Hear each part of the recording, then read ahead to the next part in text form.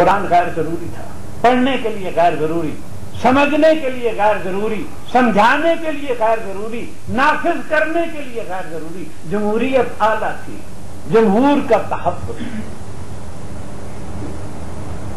اور میرے بچوں نے پتہ نہیں کیا کیا کھچڑی پکائی ہے، اللہ نے اجر خیر دے۔ امر بالمعروف اور نہی عن المنکر بھی انہوں نے لکھ دیا، اور بچیوں کو بھی یہاں لے آئے، میرے سامنے لا کے بٹھا دیا، مخلوط معاشرہ بھی لے۔ خود بھی حضرت نے عمل بالمعروف پر عمل کر ان کے چلو میری شکل و صورت کچھ بدل جاتی 2 دن کے لیے صحیح، کم از کم میٹنگ تو ہو جاتی، یعنی کوئی گلہ نہیں کر رہا، فول پلے نہیں کر رہا۔ میرے بچوں، رستے میرے پاس صرف 2 ہیں، یا تو تمہیں خوش کر کے جہنم میں پیچھے سے دھکیلوں، اور یا تمہیں چوبے لگاؤں کہ شاید کوئی تمہاری کسی رخ سے غیرت جاگ اٹھے۔ آپ امر بالمعروف کیسے کریں گے، نہیں عن المنکر کیسے کریں گے جب آپ کا خود اپنا عمل نہیں؟ ان کا اور آگے میں نے پڑھا تو فرماتے ہیں کہ ہم بیسک ہیومن رائٹس، انسانی حقوق، اور یہاں ایک ورقہ ہے وہ ضرور آپ میں سے ہر شخص لے کر جائے، جس پر میں نے بتایا ہے کہ انسانی حقوق کی پکار کفر ہے۔ کس کے حقوق؟ میں مرزائیوں کے خلاف ہائی کورٹ میں 7 اپیلیں تھی جس وقت لڑ رہا تھا ایک کیس، تو اس وقت انہوں نے کہا کہ ہمیں کوئی کلمہ نہیں پڑھنے دیتا، ہم کیا کریں اس ملک؟ تو جب میرے بیان کی باری آئی میں نے کہا جی یہ جو 100 بیٹھے ہیں نا، انہیں کہیے کہ میجر منہاس ان کندھوں کے اوپر ایک ایک کو بٹھا کر پوری کچہری جس وقت یہاں گارڈ ہی گارڈ پھرے گا اور ہر دفعہ پاؤں کو بوسہ دیتا ہوا چلے گا، بشرطے کہ یہ کہتے رہیں کہ لا الہ الا اللہ محمد الرسول اللہ، وہ محمد جو ابن عبداللہ ہیں، وہ جھوٹا نہیں جو اپنے آپ کو مرزا کہتا ہے۔ یہ جب محمد کہتے ہیں ان کی مراد مرزا سے۔ ہیومن رائٹس کی بات آئی تو یہ فکرہ پہلی دفعہ میرے اللہ نے اس دنیا میں سازش سے کہلوایا، اس سے پہلے کہیں لٹریچر میں نہیں ملے گا کہ جی بنیادی حقوق۔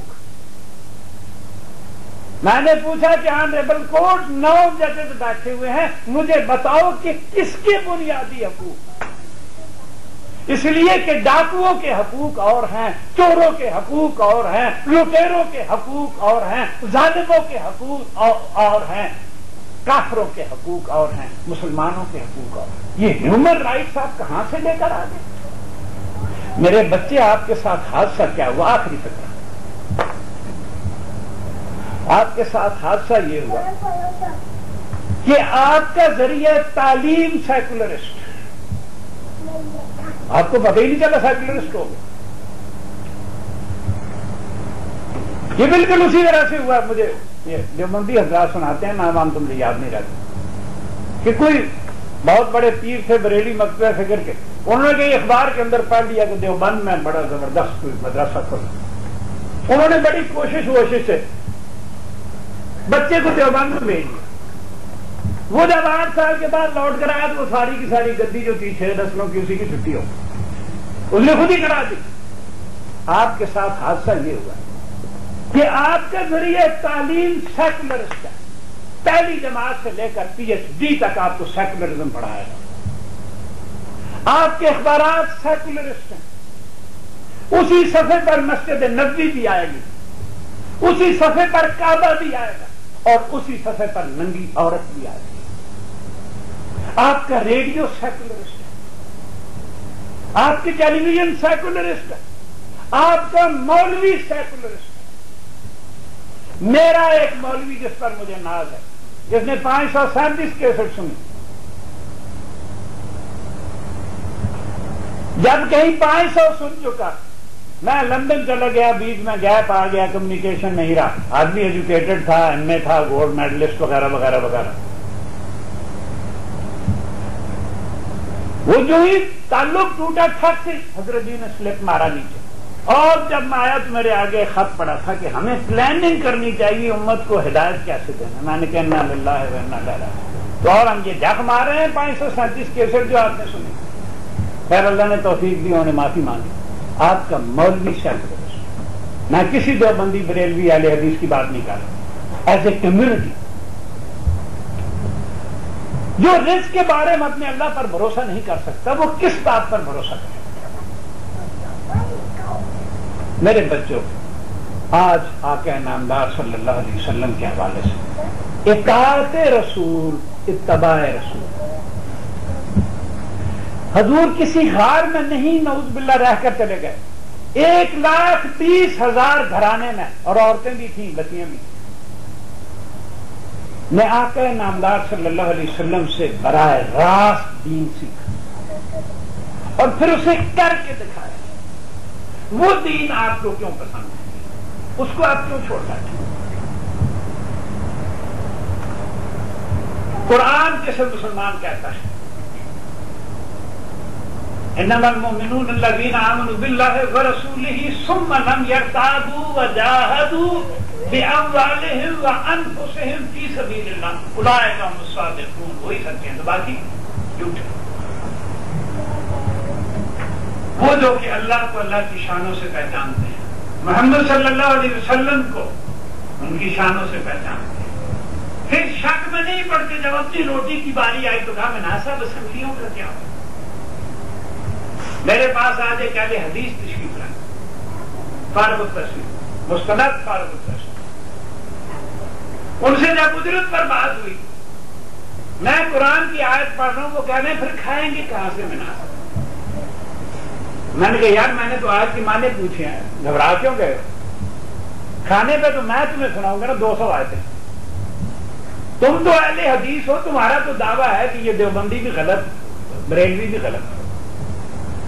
ہم نے تحقیق کی، میرے دوست جب اپنے پیٹ کی باری آتی ہے پھر کوئی کہیں نہیں جاتا.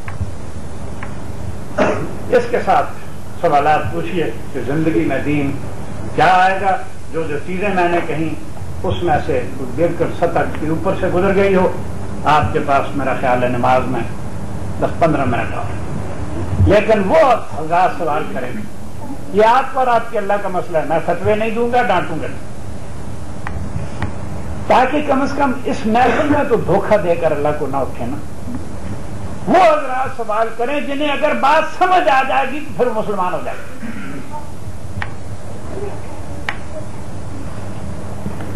اور یہ غیر اسلامی ہے، آواز پہنچتی یہ بہت اچھی طرح. اچھا، تو وہ غیر آئے تو موضوع اتنا پیارا ہے کہ 47 سال تک لوگوں نے یہی کچھ کہا جو آپ کہنے والے. غیر اسلامی ایک کو ہے جس حد تک ہم بھی، یعنی میں بھی اتفاق کرتا ہوں آپ کی بات سے، کیونکہ جمہوریت جو یورپ میں ہمیں نظر آ رہی اس ان کے سارے اخلاقی سسٹم کو تباہ کر دیا ہے. لیکن جب کسی ملک کو، کسی قوم کو چلانے کے لیے ایک نظام کی بہرحال ضرورت ہوتی ہے، سیاسی نظام کی، تو اس کے مقابلے میں آپ کے ذہن میں ایسا کون سا نظام ہے یا وہ کون سا طریقہ کار ہے جو اس کی جگہ لے سکے؟ اور جن لوگوں کے ذہنوں میں یہ خیال آتا ہے کہ ہم جمہوریت کو، وہ کون سا نظام ہے جو ریپلیس کر سکتا ہے؟ بارک اللہ فیکم. بہت پیار سے اور ہوش سے سنیے. میں ڈاکٹر ہوں نا، مجھے تو ان کی سائیکو انالیسس کر کے بتانا. جو کچھ انہوں نے گزشتہ 30 سال میں اخباروں میں پڑھا، جو کچھ انہوں نے اسکول اور کالج میں پڑھا، جو کچھ انہوں نے یونیورسٹی میں پڑھا، جو کچھ انہیں سیاسی لیڈروں نے بتایا، وہ انہوں نے چپکے سے آ کر کہہ دیا. بابا میرا کہنا ہی تو یہی ہے کہ اللہ کی کتاب پڑھو، یہ کامل ہے. میرا کہنا یہ ہے کہ محمد صلی اللہ علیہ وسلم سے زیادہ کامل نہ کوئی شخص پیدا ہوا ہے، نہ قیامت تک ہو سکتا ہے. اس کا کوئی وجود نہیں.